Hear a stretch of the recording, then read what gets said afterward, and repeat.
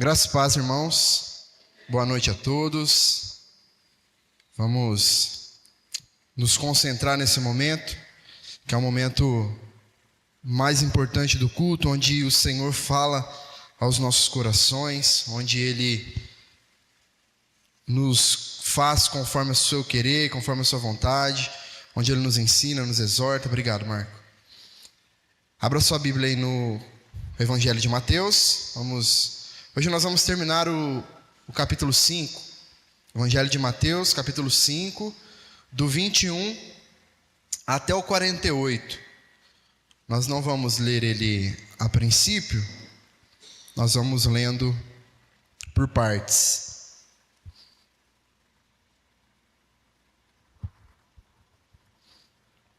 Aqui nesse trecho, irmãos, Jesus ele fala como a maior autoridade, já vista nessa terra, principalmente quando o assunto é a sua palavra, a sua lei, Ele é a autoridade máxima em qualquer assunto, em qualquer aspecto, mas dentro daquilo que ele disse, ainda mais, E nenhum outro homem jamais ousou assumir, ou se tentou, não conseguiu assumir esse posto, esse lugar que é de Jesus. Então, quando ele termina o Sermão do Monte ali, ou o Sermão da Montanha, nós vemos que as multidões estavam completamente maravilhadas, fascinadas com as palavras de Jesus, com aquilo que Jesus estava ensinando, porque ele ensinava como quem tem autoridade, e não como os escribas faziam.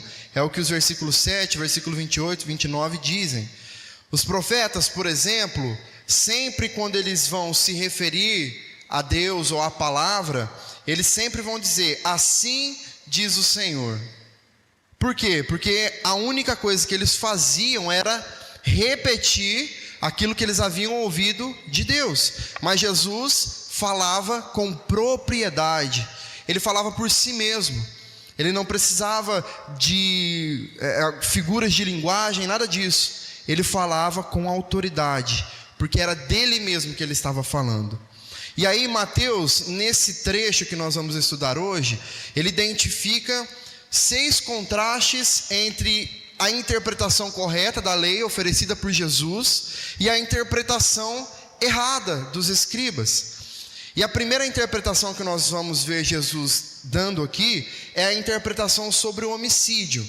Vamos ler dos versículos 21 até o 26. Diz assim: vocês ouviram o que foi dito aos antigos: não mate, e ainda, quem matar estará sujeito a julgamento. Eu, porém, lhes digo que todo aquele que se irar contra o seu irmão estará sujeito a julgamento. E quem insultar o seu irmão estará sujeito a julgamento do tribunal. E quem o chamar de tolo estará sujeito ao inferno de fogo. Portanto, se você estiver trazendo a sua oferta ao altar, e lá se lembrar que o seu irmão tem alguma coisa contra você, deixe diante do altar a sua oferta e vá primeiro reconciliar-se com o seu irmão. E então volte e faça a sua oferta. Entre em acordo sem demora com o seu adversário, enquanto você está com ele a caminho, para que o adversário não entregue você ao juiz. O juiz entregue você ao oficial de justiça e você seja jogado na prisão. Em verdade lhe digo que você não sairá dali enquanto não pagar seu último centavo. A ideia dos rabinos sobre esse trecho aqui, sobre o mandamento para não matar, era que isso já era cumprido quando não se cometia um assassinato de forma direta, quando não se matava literalmente, Só que Jesus mostra que esse mandamento, o não matarás, é muito mais profundo do que o ato externo do homicídio, certo? Jesus, ele explica que a lei foi dada por meio de Moisés de forma resumida ou de forma indireta, ou seja, nem todo o conteúdo a respeito dos mandamentos foi expresso em palavras ou foi escrito ali. Existem algumas coisas que podem ser subentendidas através do mandamento. Por exemplo, sempre que nós encontramos um texto com 3 ou 4 pontos no meio de uma frase ou de um parágrafo, isso significa que aquele conteúdo ali, ele foi interrompido, ele foi deixado de fora de forma intencional. Esses pontos, eles são chamados de elipses. O que é uma elipse? Uma elipse é uma figura de linguagem que indica a omissão de uma palavra ou de uma expressão que pode ser subentendida no contexto ali que você está lendo de forma fácil, né? É algo que é óbvio, tá? E é como se não fosse necessário, então, falar tudo para que nós pudéssemos entender a mensagem. Então, quando Deus diz que nós não devemos matar, consequentemente, isso significa que nós também não devemos fazer qualquer outro tipo de coisa que prejudique o nosso irmão, certo? A vida do nosso próximo. O homicídio, ele começa com a raiva que nós alimentamos dentro de nós. E aí surgem as ofensas, as calúnias, as desavenças, até chegar no ápice, que é o homicídio. Então o homicídio, ele já nasceu muito antes dele ser cometido. E Jesus está aqui combatendo justamente o nascimento dessas coisas. É por isso que Jesus disse que ninguém escapa do peso da lei simplesmente por não ter cometido um assassinato diretamente. Um outro aspecto dessa figura de linguagem que nós estamos falando, da elipse, é que ela diz, ela afirma, mesmo sem dizer. Pensando na lei, por exemplo, nós entendemos que a lei proíbe tudo aquilo que é contrário ao que ela ordena. Por exemplo, nós somos chamados a ser pacificadores, certo?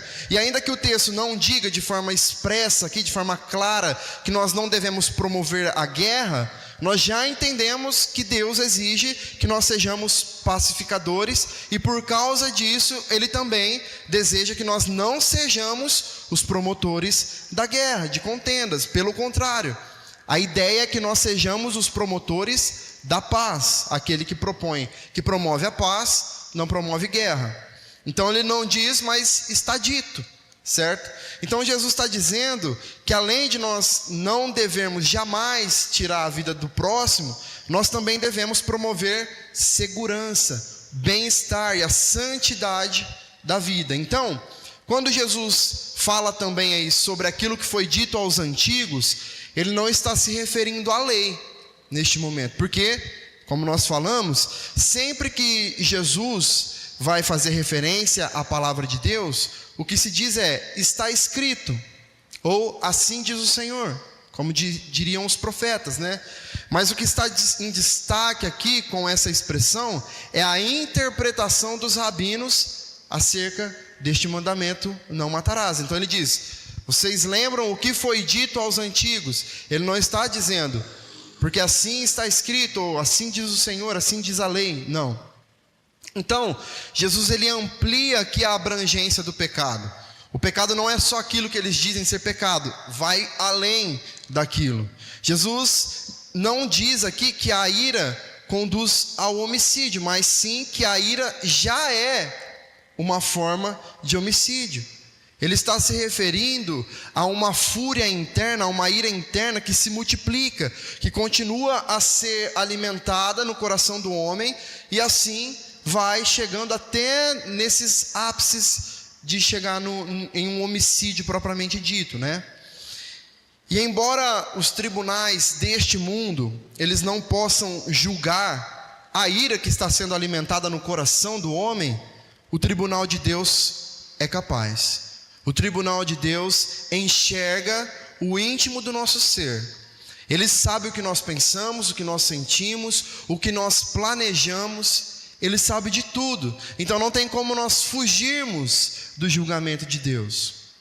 O versículo 18 também fala sobre proferir insulto para com alguém. E esse insulto ele tem como significado literal o ato de cuspir em alguém, que é um ato bastante humilhante. Então o insulto é uma consequência da ira. A ira nasceu no coração, o ódio, o rancor nasceu, e após isso vem o insulto. Então, irmãos, o homem que é escravo da sua ira, e ele se dirige ao próximo com palavras de desprezo, ele pode nunca ter assassinado alguém diretamente, mas já cometeu um homicídio em seu coração. Jesus, ele ilustra aqui a sua interpretação da lei com 2 exemplos, um da vida religiosa e um da vida comercial. Ele fala sobre a oferta agradável a Deus, e ele fala que essa oferta, ela precisa vir de alguém que tenha o coração livre de ofensa e mágoa. Ele diz, se você tem uma oferta, você vai ofertar primeiro, e você sabe que alguém tem algo contra você, primeiro vá, se conserte, e depois você vem fazer a oferta. E perceba, irmãos, que ele diz, se alguém tem algo contra você, você vai se acertar com essa pessoa. Ele não diz, se você tem algo contra alguém, você vai e se acerta com essa pessoa. Ah, mas eu não tive culpa. Ah, mas eu não tenho nada contra. Ah, mas eu não fiz nada. Não é isso que ele está falando. Ele está falando que se alguém tem algo contra você, quem deve tomar o primeiro passo de ir resolver a situação, solucionar esse problema, somos nós. Isso porque nós podemos várias vezes ser mal interpretados da maneira como nós falamos, nos comportamos, e nós podemos levar as pessoas a pecar por conta disso. Então nós precisamos ser de fato transparentes, irmãos, assim como o Senhor é, e refletir a imagem do Senhor em nós, em cada uma das nossas atitudes, palavras. É óbvio que nós sabemos que existirão casos de que as pessoas continuarão alimentando esse sentimento contra nós, mas aí já é uma segunda parte, é um outro problema. O nosso papel é de resolver, de ir atrás de resolver. Então primeiro nós fazemos a paz com o homem, depois é que nós temos a aceitação de Deus. Da mesma forma, Jesus ele mostra que uma demanda judicial por causa de uma dívida, por exemplo, entre irmãos, ela deve ser, antes de levada ao tribunal, ela deve ser tentar ser resolvida entre um e o outro. Nós precisamos nos acertar. Tanto o perdão quanto a reparação precisam ser feitos com pressa, irmãos, para que nós tenhamos paz com Deus e com o próximo. Muitos de nós, talvez, ou alguns de nós, já tiveram uma causa na justiça. Mas qual que é a ideia? Então eu não devo mais levar ninguém na justiça por causa dos meus direitos. Não, a ideia é que você tente resolver isso antes, de forma amistosa, de forma amigável, de forma justa, para com todos. E se não houver essa resolução, aí sim, depois outras medidas devem ser tomadas. É isso que Jesus está nos ensinando aqui. Depois, Jesus dá a interpretação dele sobre o adultério, a partir do versículo 27, do 27 ao 30. Diz assim: vocês ouviram o que foi dito, não cometa adultério. Eu, porém, lhes digo, todo o que olhar para uma mulher com intenção impura, já cometeu adultério com ela no seu coração. Se o seu olho direito leva você a tropeçar, arranque-o e jogue-o fora, pois é preferível você perder uma parte do seu corpo do que ter o corpo inteiro lançado no inferno. E se sua mão direita leva você a tropeçar, corte-a e jogue-a fora, pois é preferível você perder uma parte do seu corpo do que com o corpo inteiro ir para o inferno. Jesus agora fala sobre o 7º mandamento. Os rabinos, eles limitavam a questão do adultério apenas à infidelidade sexual, propriamente dito. Jesus, porém, amplia mais uma vez o significado desse pecado para um simples olhar impróprio, para algo que é alimentado no coração. Embora os homens não tenham essa capacidade também de julgar o que um olhar diz, o que um coração está alimentando por causa desse olhar, Deus, que sonda os nossos corações e conhece as nossas intenções, já condena a intenção, como se o pecado já tivesse sido consumado. Ou seja, segundo o que Jesus está nos ensinando, não é necessário que aconteça o ato sexual consumado para se configurar em um adultério. Basta a intenção no coração e o olhar malicioso para que o pecado seja cometido. Mais um motivo, irmãos, para nós termos cuidado ao julgar determinadas situações. Porque muitas vezes os nossos olhos estão nos fazendo pecar. Talvez as consequências terrenas sejam diferentes, mas perante Deus, que é o justo juiz, talvez nós estejamos no mesmo patamar do que outros que nós estamos julgando, que fizeram as coisas e vieram à tona e foram vistos, foram notados. Por isso que nós temos que ter cautela ao apontarmos o dedo. O desejo e a prática, obviamente, não são iguais para as consequências terrenas, como eu estou dizendo, mas em termos espirituais, o peso e o valor daquilo que está acontecendo é exatamente o mesmo. O olhar, que é óbvio, né, que o olhar que Jesus está dizendo aqui, que está mencionando, não é aquele olhar casual, aquele olhar que se cruza no meio da rua, sem querer, vamos dizer assim, de relance, algo do dia a dia. É um olhar fixo, um olhar demorado, um olhar que procura por 2, 3, 4 vezes. E a partir deste olhar, começa a alimentar então pensamentos impróprios. Então, o homem descrito por Jesus, ele olha para a mulher com o propósito de alimentar os seus desejos interiores. Não é uma situação acidental, mas é um ato premeditado, um ato planejado. E como lidar então com os pecados da impureza? Jesus, irmãos, ele adota um tratamento radical para isso, na sequência dos versículos. É claro que nós precisamos ter sabedoria aqui, irmãos, de entender que Jesus não está defendendo a amputação física dos nossos membros, certo? A mutilação do nosso corpo. Ele não está falando que nós devemos literalmente arrancar um olho, arrancar a mão, não é disso que ele está falando. Jesus está ordenando aqui o controle do corpo para não se render ao pecado.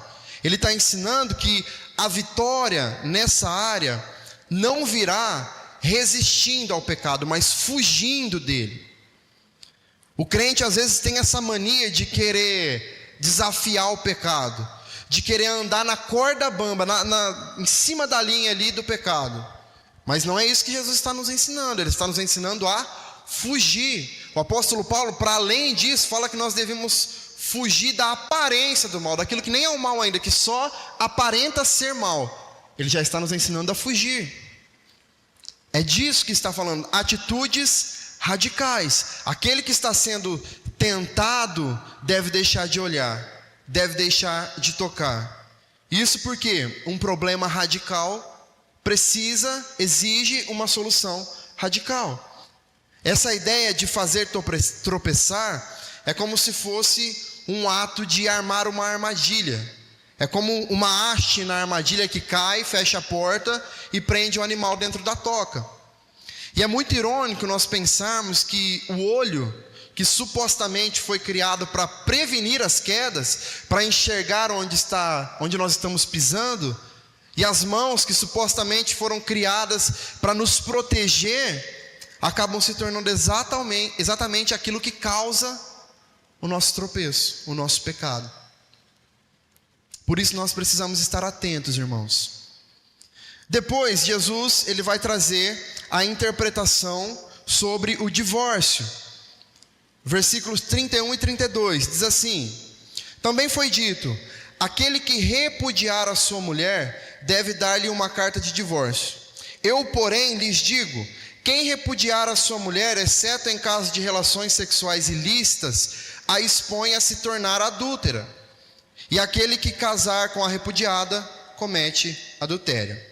Antes de nós analisarmos especificamente aqui o significado do matrimônio e a questão do divórcio dentro da cultura judaica, que é a cultura onde Jesus estava inserido, nós temos que analisar, com base no contexto aqui, o contexto grego e o romano também, porque a cultura judaica ela foi muito influenciada nessa questão pelos gregos e pelos romanos. Uma das causas que produziram aqui a morte da civilização grega foi o conceito da humilhação da mulher. A mulher não tinha voz, a mulher não tinha desejos, a mulher não podia fazer absolutamente nada que ela quisesse fazer por si mesma.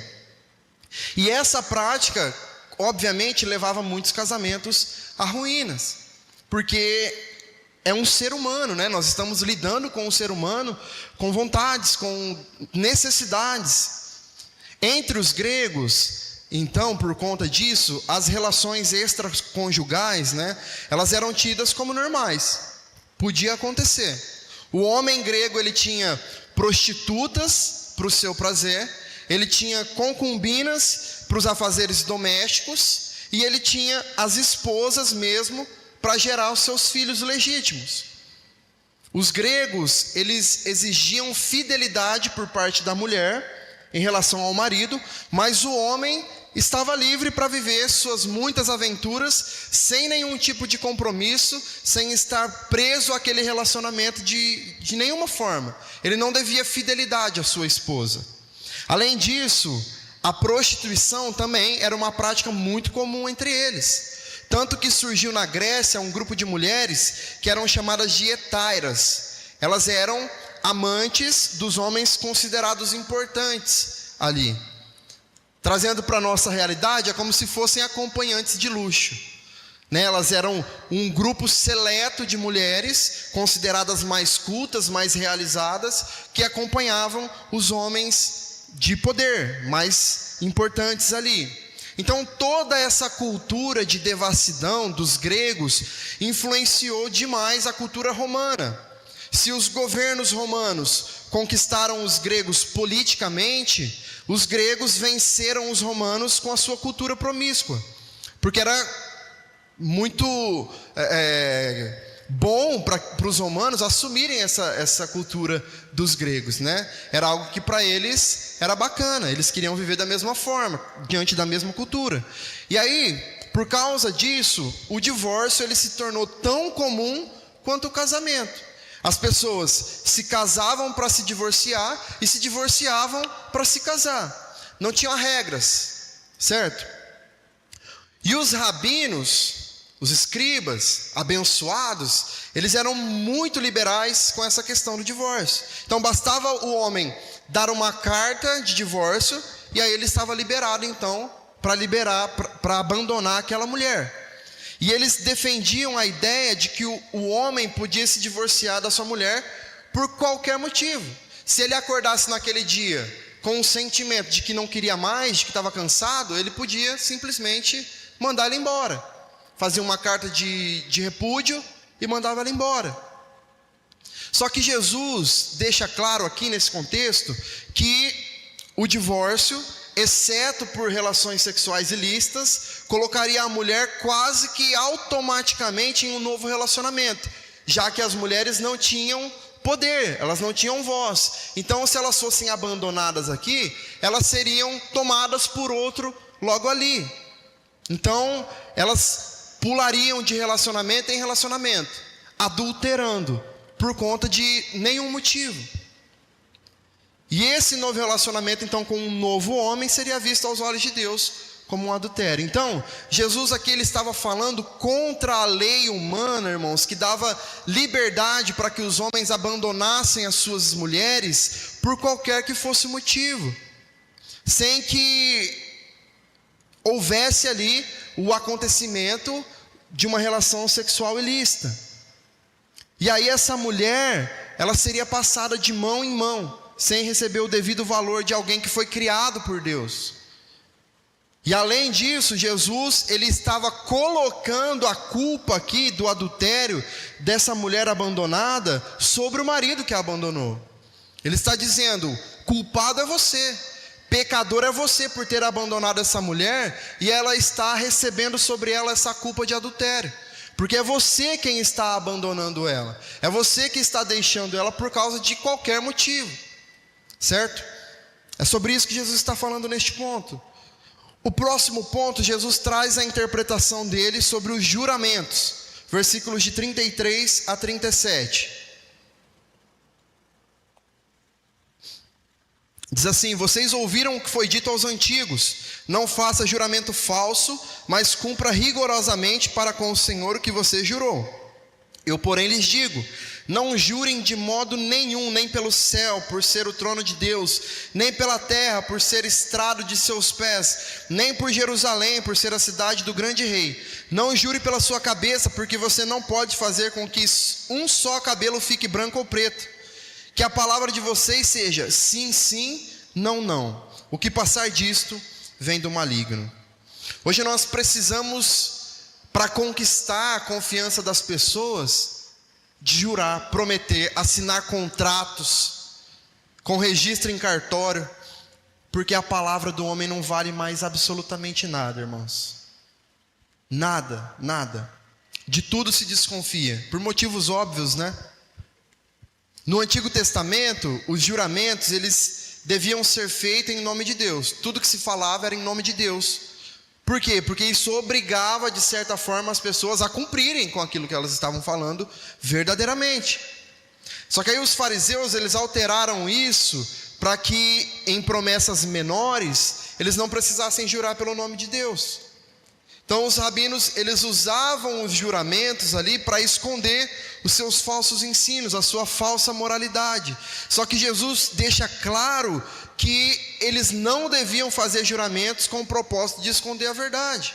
A integridade nas palavras é melhor do que milhares de juramentos. Por isso que a nossa palavra deve ser sim, sim, não, não. E o que passar disso vem do maligno. Irmãos, como cristãos, como crentes que somos, a nossa palavra precisa valer. Seja nos menores dos compromissos, a nossa palavra precisa valer. E quando eu digo palavra, não está relacionado apenas com aquilo que nós falamos, mas aquilo que nós fazemos. Se você tem um compromisso que foi marcado para um determinado horário, e você deixa de estar nesse compromisso naquele determinado horário, a sua palavra não tem valia. Porque você assumiu um compromisso de estar ali naquele momento, naquele horário. Obviamente que imprevistos acontecem, obviamente que situações podem nos atrasar, mas sempre, todo culto nós nos atrasamos, toda reunião nós nos atrasamos, todo dia para chegar no nosso trabalho nós estamos atrasados.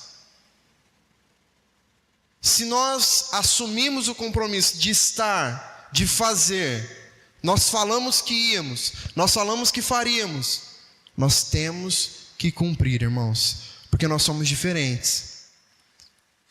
Quando a nossa palavra perde o seu valor, de tal forma que sob certas circunstâncias, sim pode significar não, e não pode significar sim, a igreja começa a ser destruída, a comunidade começa a ruir.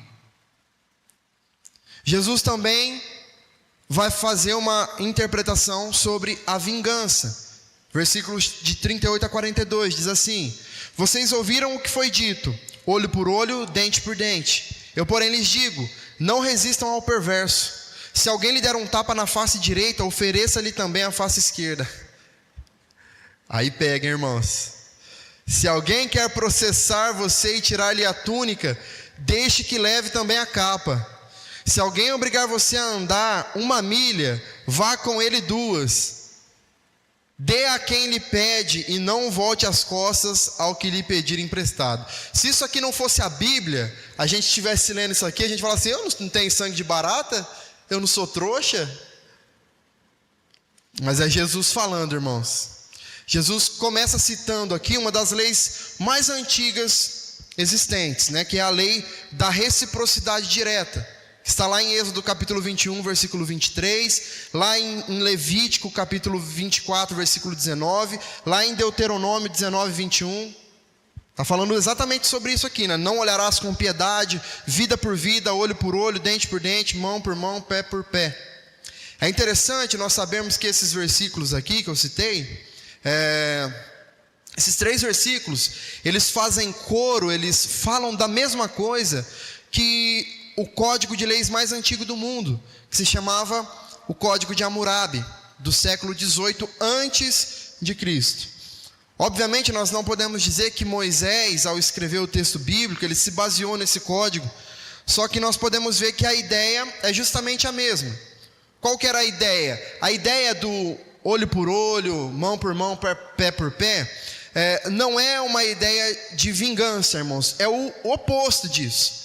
É de restringir o desejo de vingança, é de impedir que as pessoas pratiquem o mal, certo?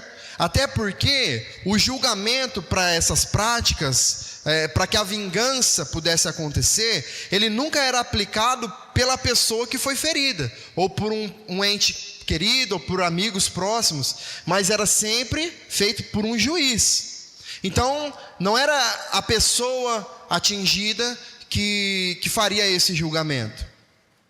E outra coisa, essa lei, ela não representa também toda a ética do Antigo Testamento. Se nós olharmos Levítico capítulo 19, verso 18, diz assim: não te vingarás, nem guardarás ira contra os filhos do teu povo, mas amarás o teu próximo como a ti mesmo. Eu sou o Senhor. É o mesmo autor.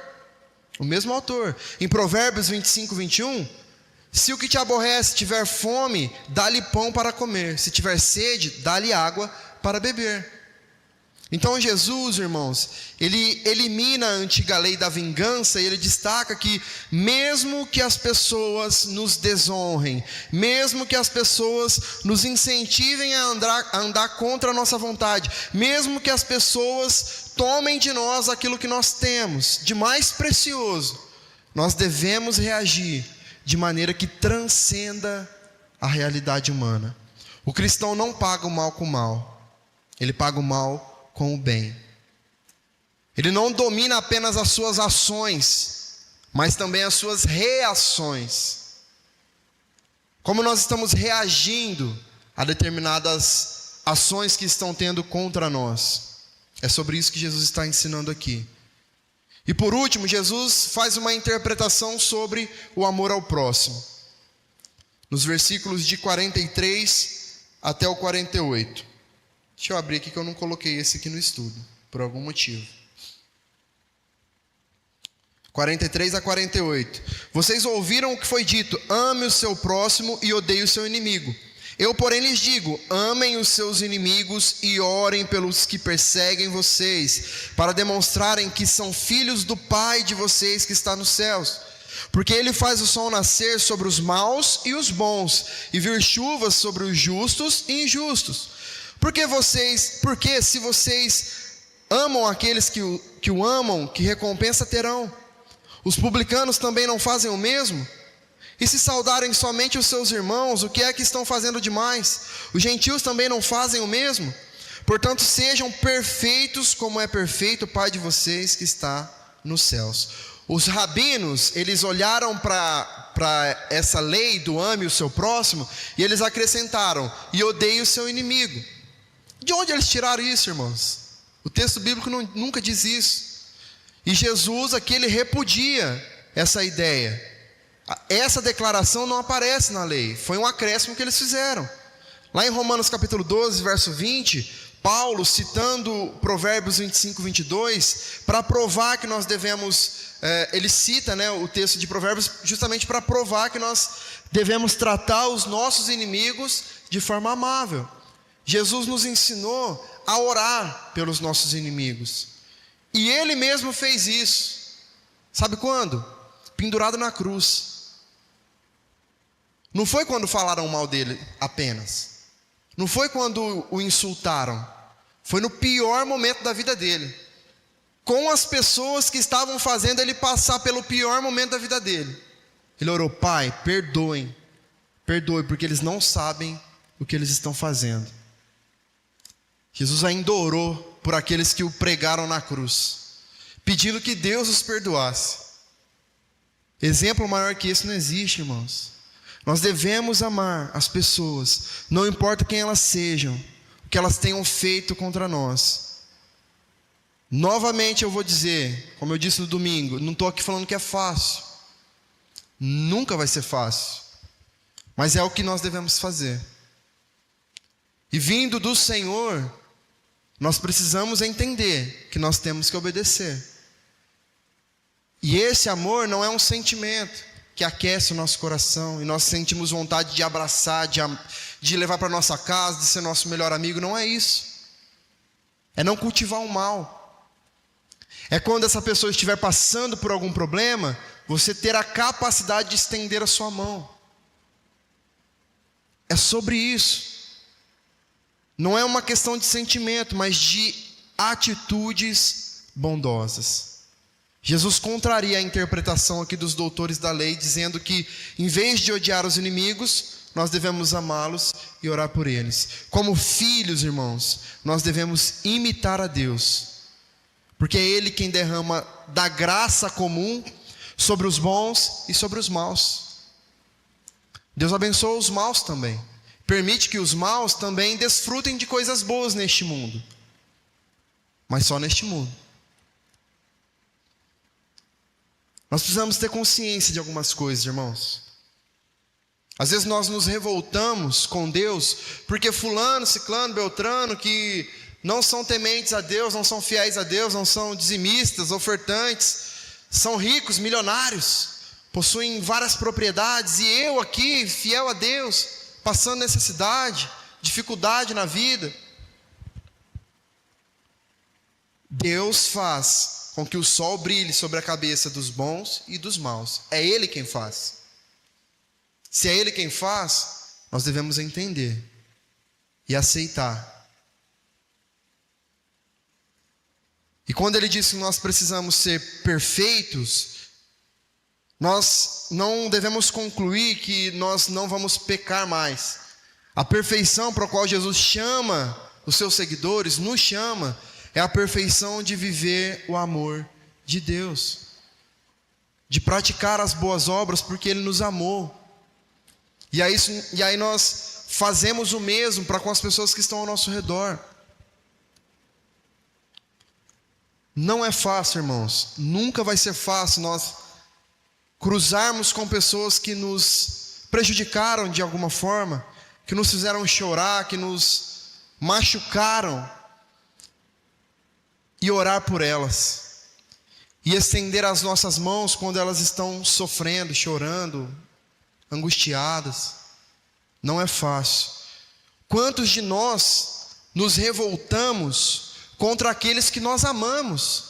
Pai se volta contra filho, filho se volta contra pai, irmãos que não se conversam, que não se falam, pessoas com o mesmo sangue que se odeiam. Imagine com pessoas que não têm relação alguma com a gente, em que um determinado momento das nossas vidas cruzou o nosso caminho, fez algo de ruim para nós, nos entristeceu, nos machucou, nos prejudicou. Não vai ser fácil. Mas lembre-se que Jesus estava orando por aqueles que haviam o crucificado. Lembre-se que Jó estava orando por aqueles que estavam o ridicularizando. E assim ele venceu. Assim ele superou as dificuldades. Nós fomos chamados para isso, para esse tipo de perfeição, que abre mão do eu, do orgulho, para obedecer a Deus. É uma questão de obediência.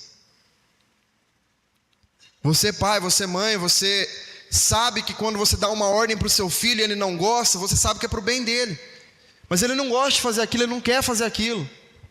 Você já foi filho, você sabe que quando seu pai te deu uma ordem também, e você não concordava, não gostava, mas ele estava pensando no seu bem. Ele podia estar até errado, tá? Hoje você olha e fala, meu pai estava errado mesmo, a mãe estava errado mesmo, não era bem por ali, mas estava fazendo porque te ama, porque deseja o seu bem. Agora, Deus não erra. Nós somos seres humanos, sujeitos a falhas, o nosso coração é enganoso, mas Deus não. Então, se é Ele quem está nos ordenando, nos ensinando a fazer, sob qual justificativa nós não vamos fazer? Como nós vamos argumentar com Deus? Não, Deus, eu não vou fazer porque isso. Não dá, né, irmãos? Não dá, debate perdido já. Antes de começar já perdemos. Deus é perfeito. E aplicando rapidamente Cristo, ele nos mostra 3 caminhos. Primeiro, ele nos dá uma ordem, que é, em vez de odiar os nossos inimigos, nós devemos amá-los e orar por eles, todos eles. Segundo, Cristo nos dá uma condição, é que a única maneira de nós sermos identificados como filhos de Deus é imitando o caráter dele. E por isso, através disso, ele vai derramar as suas bênçãos, não apenas sobre os bons, mas também sobre os maus. O amor de Deus, irmãos, não é um sentimento, é uma ação. Então nós também devemos amar os nossos inimigos. Depois, em terceiro lugar, Cristo nos dá uma recompensa. Amar os iguais é estar no mesmo nível dos publicanos. Saudar apenas os irmãos é se assemelhar aos gentios. Para que nós possamos receber a recompensa de Deus verdadeiramente, a nossa justiça precisa ir além. O nosso amor precisa ir além. As nossas obras precisam ir além. E por último, Cristo nos dá um desafio. Em vez de imitar os publicanos e os gentios, nós devemos imitar a Deus. Sendo perfeito, Ele ama e abençoa até aqueles que não reconhecem. E nós devemos fazer o mesmo, porque é dessa forma que nós seremos como Ele. Irmãos, imagine, não precisa nem olhar para o outro, para o lado, olhe para você. Se nós olharmos para nós mesmos, e tudo que Deus já fez por nós, nós somos capazes de dizer, eu mereço. Eu não sou capaz, irmãos. Eu não mereço tudo que Deus já fez por mim. Nós pecamos todos os dias contra o Senhor. E mesmo assim Ele continua nos abençoando. Ele continua cuidando de nós, dos nossos, continua nos sustentando,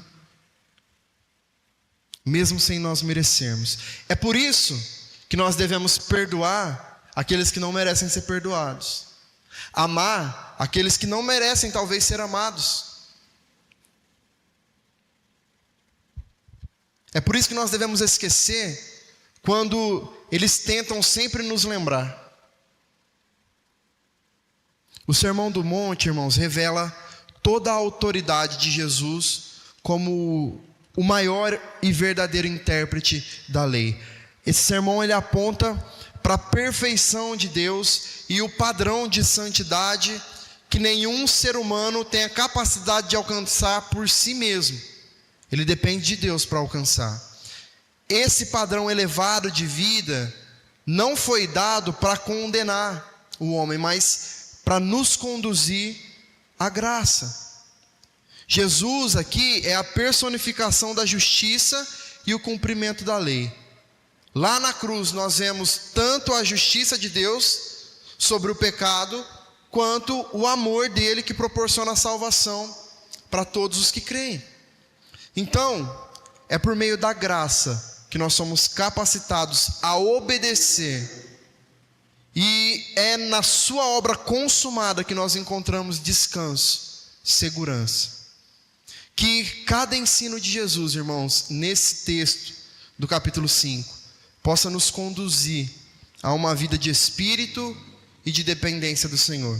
Tudo isso que foi dito, todas as bem-aventuranças, tudo, cada detalhe, a forma como Jesus reinterpreta a lei da maneira correta aqui, tudo isso, sem a ação do Espírito Santo em nós, jamais conseguiremos fazer.